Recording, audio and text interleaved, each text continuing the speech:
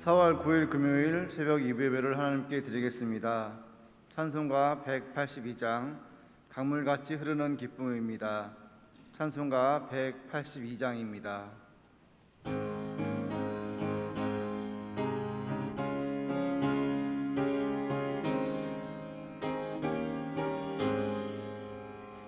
강물같이 흐르는 기쁨 성령과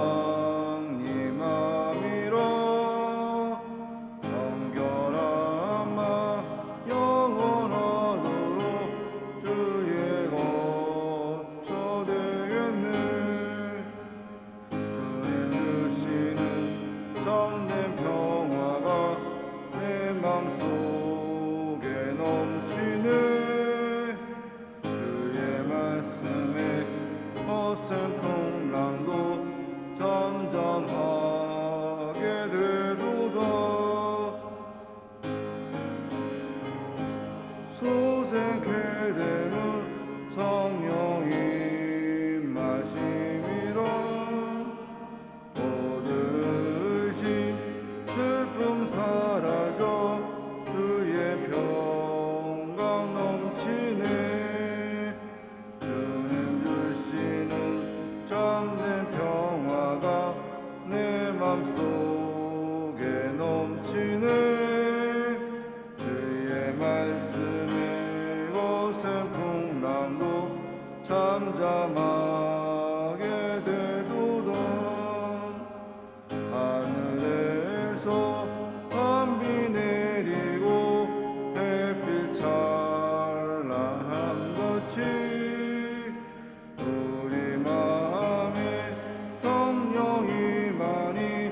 주님 보내심이라. 주님 주시는 참된 평화가 내 맘속에 넘치네. 주의 말씀에 거센 풍랑도 잠잠하게 되도다. 생명신이 넘쳐 흘러서 마른 광야 적시니. 그의 열매 무르익어서 주스를 기다리네. 주님 주시는 참된 평화가 내 맘속에 넘치네. 말씀에 거센 풍랑도 잠잠하게 되도다. 놀라우신 주의 은혜로 그의 얼굴 뵙겠네. 평화로운 안식처에서 영원토록 쉬겠네. 주시는 참된 평화가 내 맘속에 넘치네. 주의 말씀에 거센 풍랑도 잠잠하게 되도다. 다음 부를 찬송은 199장 나의 사랑하는 책입니다. 찬송가 199장입니다.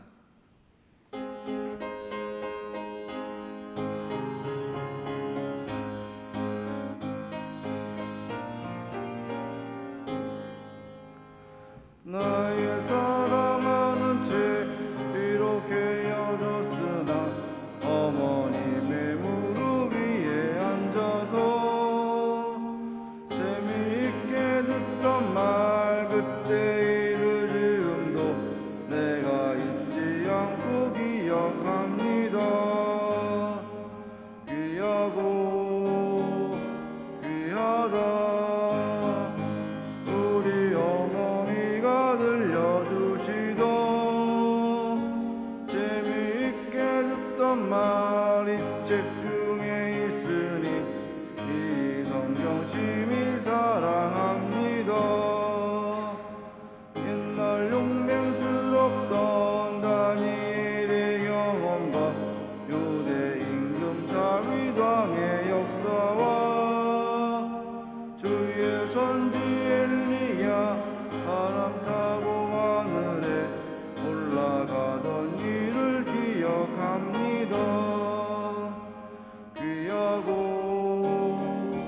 귀하다. 우리 어머니가 들려주시던 재미있게 듣던 말이 책 중에 있으니 이 성경 심히 사랑합니다. 예수 세상 계실 때 많은 고난 당하고 십자가에 달려 죽임 당하니 어머니가 읽으며 눈물 많이 흘린 거 지금까지 내가 기억합니다. 귀하고 귀하다. 우리 어머니가 들려주시던 재미있게 듣던 말이 책 중에 있으니 이 성경 심히 사랑합니다. 그때 일은 지나고 나의 눈엔 환하오 어머니의 말씀 기억하면서 나도 시시때때로 성경 말씀 읽으며 주의 뜻을 따라 살려 합니다. 귀하고 귀하다. 우리 어머니가 들려주시던 재미있게 듣던 말이 책 중에 있으니 이 성경 심히 사랑합니다. 사도신경으로 우리의 신앙을 고백하겠습니다. 나는 전능하신 아버지 하나님 천지의 창조주를 믿습니다. 나는 그의 유일하신 아들 우리 주 예수 그리스도를 믿습니다. 그는 성령으로 잉태되어 동정녀 마리아에게서 나시고 본디오 빌라도에게 고난을 받아 십자가에 못 박혀 죽으시고 장사된 지 사흘 만에 죽은 자 가운데서 다시 살아나셨으며 하늘에 오르시어 전능하신 아버지 하나님 우편에 앉아 계시다가 거기로부터 살아있는 자와 죽은 자를 심판하러 오십니다. 나는 성령을 믿으며 거룩한 공교회와 성도의 교제와 죄를 용서받는 것과 몸의 부활과 영생을 믿습니다. 아멘. 한상원 목사님께서 말씀 전해 주시겠습니다. 이 시간 함께 보실 하나님 말씀 출애굽기 2장입니다. 출애굽기 2장 11절에서 17절까지 말씀입니다. 구약 성경 83페이지 출애굽기 2장 11절에서 17절 말씀, 하나님 말씀을 봉독하겠습니다.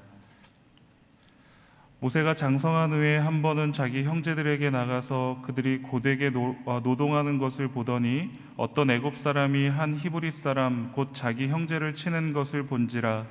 좌우를 살펴 사람이 없음을 보고 그 애굽 사람을 쳐 죽여 모래 속에 감추니라.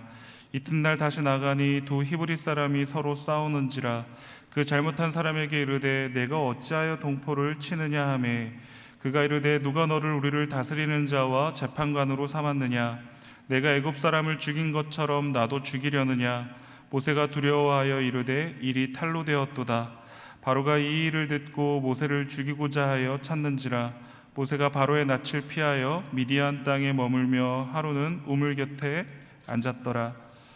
미디안 제사장에게 7딸이 있었더니 그들이 와서 물을 길어 구유에 채우고 그들의 아버지의 양떼에게 먹이려 하는데 목자들이 와서 그들을 쫓는지라. 모세가 일어나 그들을 도와 그 양떼에게 먹이니라. 아멘. 나일강 갈대 사이에서 애굽의 공주에 의해서 건져진 이 아기는 애굽의 공주에게 입양된 후에 등장하는 첫 이야기가 오늘 본문에 있는 내용입니다. 이 이야기는 애굽의 왕자로 자란 모세가 동족을 학대하던 애굽인을 살해한 후에 그 사실이 발각되자 미디안으로 도피한 이야기가 오늘 본문에 있는 이야기입니다. 모세가 장성해서 40살이 되었을 때 애굽을 떠나서 미디안으로 가게 된 계기가 무엇이었는가를 오늘 소개하고 있는 것이죠. 모세가 40세가 될 때까지 어떠한 일이 일어났는지 자세한 것을 알 수는 없습니다.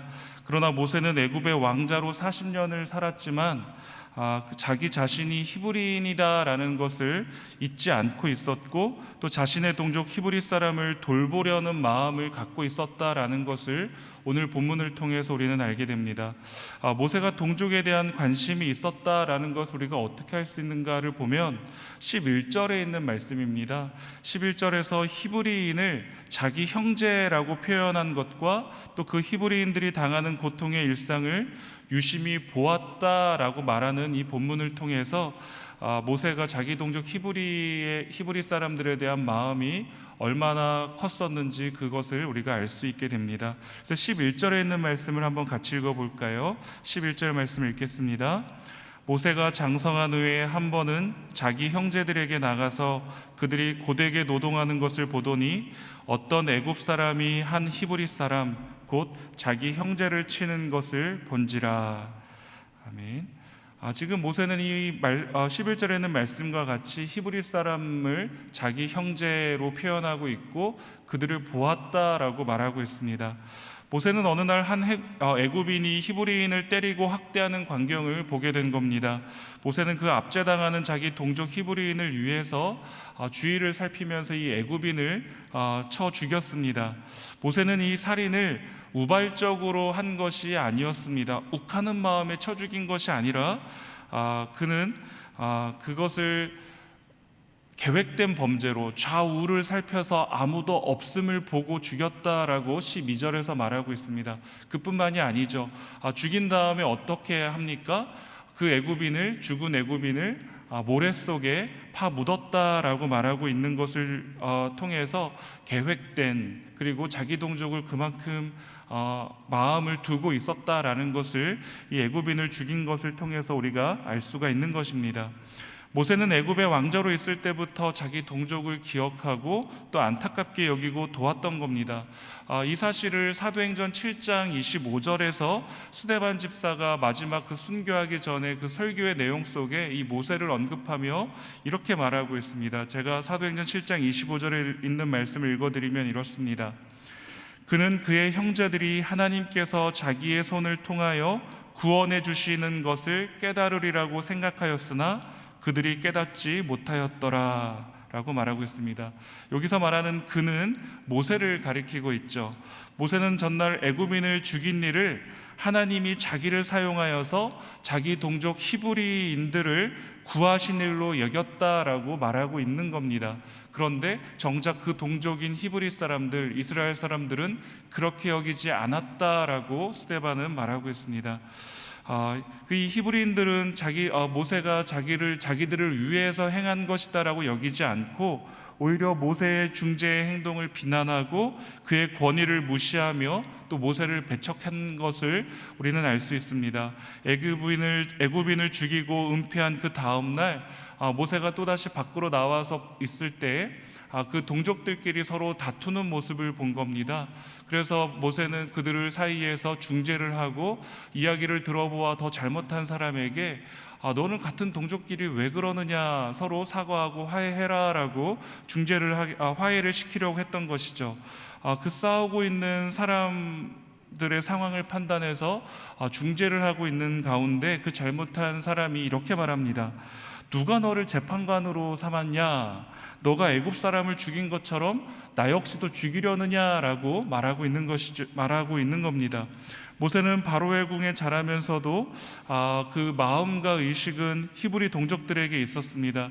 그래서 자기 동족을 괴롭히는 애굽 사람을 죽이기까지 했는데 자기 동족 간에 그 싸움이 있었을 때 그것을 화해시키려고 했더니 누가 너를 우리 사이에 그 재판관으로 삼았느냐라고 말하면서 어젯밤 저질렀던 그 범죄한 사실들을 이 히브리 사람들이 알고 있었던 것을 경험하게 된 것이죠. 그리고는 그 일로 인하여 그 일이 바로의 귀에까지 들어갔고 바로를 피하여서 미디안 광야로 곧장 도망하게 된 것을 보게 됩니다.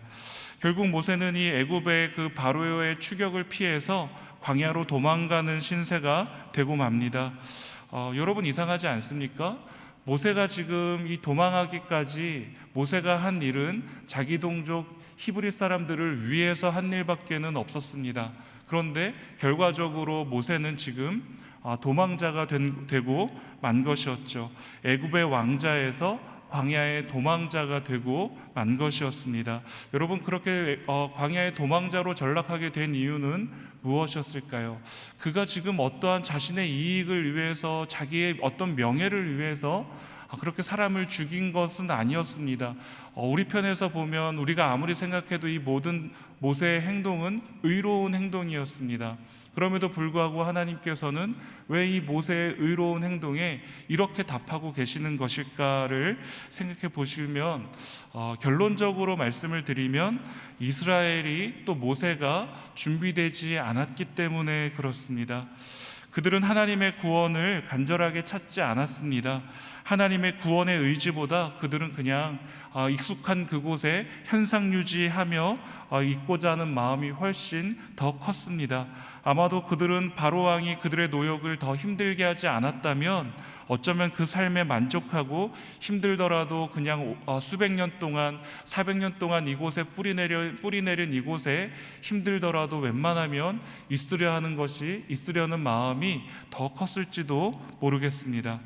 그랬기 때문에 하나님은 모세가 미디안 광야에서 보내는 이 40년의 시간 동안에 애굽에서 종살이하는 이스라엘 백성들이 그 괴로운 삶에서 오직 소망은 하나님의 구원의 손길밖에 없다라는 것을 확인하게 하고 또 그 사실을 고백하게 하고 또 하나님만을 부르짖게 만드는 시간이 그 40년의 시간이었다라는 것이죠. 그래서 여러분, 마지막 절 23절에 있는 말씀 한번 보실까요?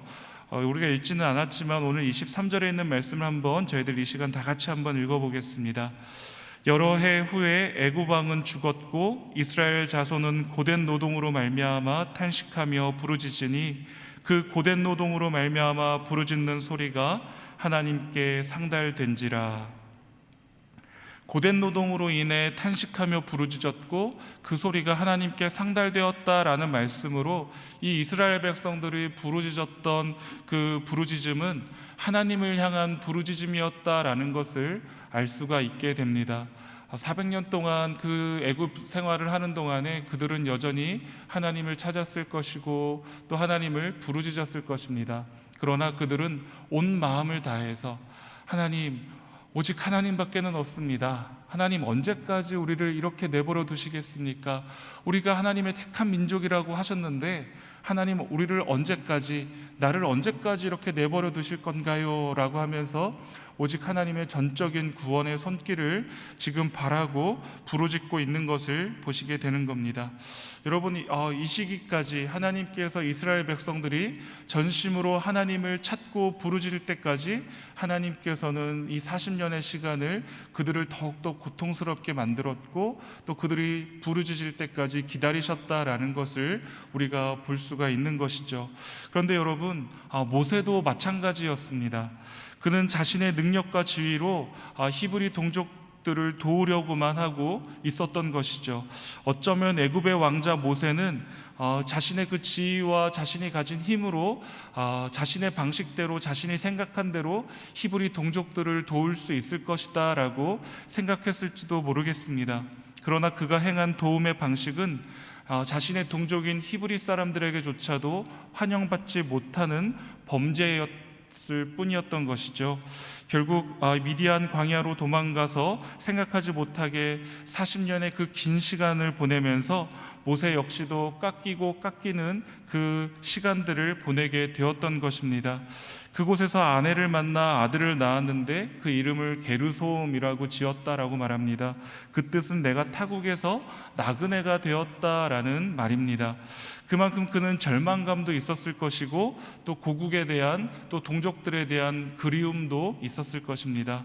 자신의 방법이 옳지 않았음을 40년 동안 되새기고 또 되새기는 일들을 통해서 내가 그때 그렇게 행한 것이 결국 히브리 사람들에게 또 나에게도 도움이 되는 방법이 아니었구나를 알았을 것입니다. 또 자신이 뭔가 대단한 사람인 줄 알았는데 이곳 미디안 땅에서 40년의 시간을 보내는 동안에 자신이 결국 한낱 이방인에 불과하다라는 것을 그는 알았을 겁니다. 결국 그렇기 때문에 그 이방인에 불과한 초라한 모습 앞에서 그는 깎일 수밖에 없을 것이고, 내가 뭔가 대단한 사람인 줄 알았고 또 뭔가 능력이 있는 사람인 줄 알았는데 나는 아무것도 아니었구나를 이 40년의 시간 동안에 모세는 뼈저리게 경험하고 있었을 겁니다. 결국 하나님께서는 동족들을 생각하니 모세의 의로운 행동을 내버려 두신 이유가 무엇이었는가를 생각해 보면 모세와 이스라엘 백성들 모두를 준비시키기 위함이었다라는 것을 우리는 알게 됩니다. 그리고 하나님의 때가 되었을 때 하나님은 그들의 부르짖음을 들으시고 아브라함과 맺으신 그 언약을 기억하셨다라고 24절과 25절에 있는 말씀에서 말씀하고 있는 것을 보게 됩니다. 여러분, 24절과 25절에 있는 말씀도 같이 읽겠습니다. 하나님이 그들의 고통 소리를 들으시고 하나님이 아브라함과 이삭과 야곱에게 세운 그의 언약을 기억하사 하나님이 이스라엘 자손을 돌보셨고 하나님이 그들을 기억하셨더라. 아멘.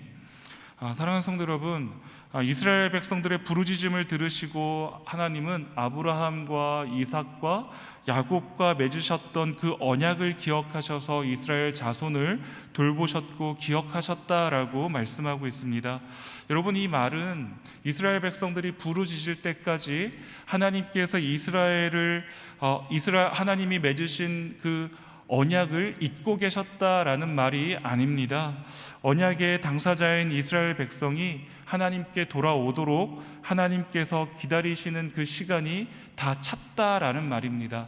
하나님께서 기다리신 시간이 다 찼기에 하나님께서 그 언약을 기억하시고 그들의 부르짖음에 응하고 계시는 모습을 우리가 보게 되는 것이죠. 그들이 애굽보다 약속의 땅을, 또 바로보다 하나님을 더 의지하기 시작한 것을 이제 하나님은 확인하신 것입니다. 그리고 그들의 부르짖음을 들으시고 그들을 기억하셨다라고 말씀하고 있습니다. 여러분, 이것을 하나님께서 저와 여러분을 불러주셨을 때를 한번 돌이켜서 생각해 보실까요? 우리도 딱 그렇지 않습니까? 저는 침묵하고 계신다라고 생각하고 하나님이 나를 외면하고 계신다라고 생각했을 그때에도 하나님은 기다리고 계셨다라는 것을 이 말씀을 통해서 제 모습을 돌아보니 그 하나님께서 그때도 하나님은 내 기도를 들으시지 않으시고 내 기도에 침묵하고 계셨다라고 생각했을 그때 하나님은 여전히 기다리고 계셨다라는 것을 저는 생각할 수가 있었습니다. 제가 한숨 지을 때에도 하나님께 언제까지 나를 이렇게 내버려 두실 거냐고 하나님을 향하여 소리칠 그때에도, 또 내가 방황할 때에도 하나님은 여전히 우리 주님께서는 기다려 주셨다라는 것이죠. 그리고는 결국 제 입술로 또 주님밖에는 없어요, 주님 제발 저 좀 살려주세요 라고 하나님 앞에 온전히 나아가게 되었을 때 주님은 저에게 내가 너의 목자고 내가 너의 지팡이였고 내가 너의 또 막대기이다 라고 말씀하시면서 너가 그렇게 방황할 그때에도 나는 늘 너의 곁을 떠나지 않고 있었다라고 말씀하여 주셨던 그것을 저는 기억하고 있습니다. 똑같지 않습니까? 똑같지 않습니까? 이스라엘 백성들이 이렇게 힘든 시간들을 보낼 때 하나님 언제까지 우리를 이렇게 내버려 두실 겁니까? 하나님 우리가 이렇게 고통당하는 것을 언제까지 두고만 보실 겁니까? 제발 저 좀 살려주세요 라고 말할 그때 모세가 그 미디안 광야에서 하나님 저는 아무것도 아닙니다. 하나님 정말 저는 아무것도 아니었군요. 내가 생각한 모든 것이 잘못된 것이었군요를 하나님 앞에서 고백했을 그때 하나님께서는 모세와 이스라엘 백성들을 기억하셨고 그들을 돌보시는 일들이 일어나고 있는 것이라는 겁니다. 사랑하는 성도 여러분, 우리는 앞으로 펼쳐질 이 출애굽기의 말씀을 통해서 아브라함과 맺으신 이 구원의 역사를 하나님께서 어떻게 이루어 나가시는지를 우리는 보게 될 것입니다. 그리고 거기에 반응하는 세상, 여기서 말하는 이 세상이라 함은 애굽의 그 바로를 말할 것이고, 또 이 출애굽한 이후에는 이 이스라엘 백성들을 괴롭히는 이방 나라들이 될 것입니다. 그 반응하는 세상과 이스라엘 백성들이 시시각각으로 보이는 반응들을 부분들을 우리는 계속해서 살피게 될 것입니다. 우리가 이미 알고 있듯이 계속되는 출애굽기의 이 묵상 말씀을 통해서 하나님께서 신실하게 그럼에도 이 세상 나라와 또 하나님의 백성들이라고 하는 이 이스라엘 백성들의 시시각각의 그 반응들 속에서도 그럼에도 하나님께서 신실하게 그 언약을, 아브라함과 맺으셨던 그 언약을 그렇게 신실하게 어떻게까지 이루어 나가고 계시는가를 우리는 출애굽기에 있는 이 말씀을 통해서 우리는 확인하게 될 것이고, 그 속에서 이스라엘 백성들을 향하신 하나님의 묵직하신 그 사랑을 우리는 확인하게 될 것입니다. 여러분, 바라기는 오늘 그 사랑이 이 시간도 저와 여러분들에게도 변치 않고 부어지고 있는 사랑이다라는 것을 확인하는 은혜가 있으셨으면 좋겠습니다. 아브라함과 맺으셨던 그 언약을 기억하셔서 우리 하나님께서는 당신의 외아들이신 예수님을 보내어 주심으로 우리를 그 핏값으로 사신 그 사랑을 이미 우리에게 보여주셨습니다. 그리고 우리는 그 사랑에 반응했습니다. 하나님께서 부르신 그 부르심에 우리는 반응하여 이 아침에 이 자리에 나와 있는 줄로 믿습니다. 바라기는 이것이 우리에게 익숙한 사랑이 되어지지 않기를 바랍니다. 오늘도 변하지 않고 부어지는 하나님의 이 사랑을 통해서 이 사랑을 확인함으로 인하여 오늘도 담대하게 또 기쁨으로 감사함으로 하나님의 사랑이 우리의 유일한 무기가 되어서 이 힘들고 어려운 시간들 속에서도 우리가 버텨낼 수 있고 인내할 수 있고 소망할 수 있는 그 복된 한날의 삶을 살아가시는 저와 여러분들 다 되시기를 주님의 이름으로 축복합니다. 이 시간 말씀을 붙들고 함께 기도하겠습니다. 또 우리 담임 목사님을 위해서 기도해 주시기를 부탁드립니다. 목양의 은혜를 베풀어 주시고 또 말씀의 은혜를 부어 주셔서 하나님께서 맡기신 목양의 사명 끝까지 잘 감당하시는 우리 목사님 되어지도록 위해서 기도해 주시기를 부탁드립니다. 교회를 위해서 기도하실 때 저희들 특별 새벽 기도회와 또 부흥성회를 앞두고 있습니다. 말씀을 준비하시는 담임 목사님 또 강사 목사님에게 은혜를 주시고 또 우리 교회 공동체에 꼭 필요한 말씀 준비하셔서 말씀의 꼴을 먹이시는 귀한 또 말씀의 꼴을 맛보는 귀한 시간이 되어질 수 있도록 위해서 기도해 주시기를 부탁드립니다. 나라와 민족을 위하여 우리 선교사님들과 환우들과 우리 개인의 기도의 제목을 가지고 다 함께 기도하도록 하겠습니다. 하나님 아버지 감사합니다. 하나님의 때가 이를 때까지 하나님 기다리시는 또 하나님의 귀한 모습을 바라보게 하실 것 감사합니다. 언제까지 우리를 이렇게 내버려 두실 것이냐고, 우리를 이렇게 고통스럽게 하실 것이냐고 부르짖을 그때 오직 하나님만이 유일한 소망인 것을 알게 하시고 하나님 앞에 온전히 나와 부르짖을 그때 하나님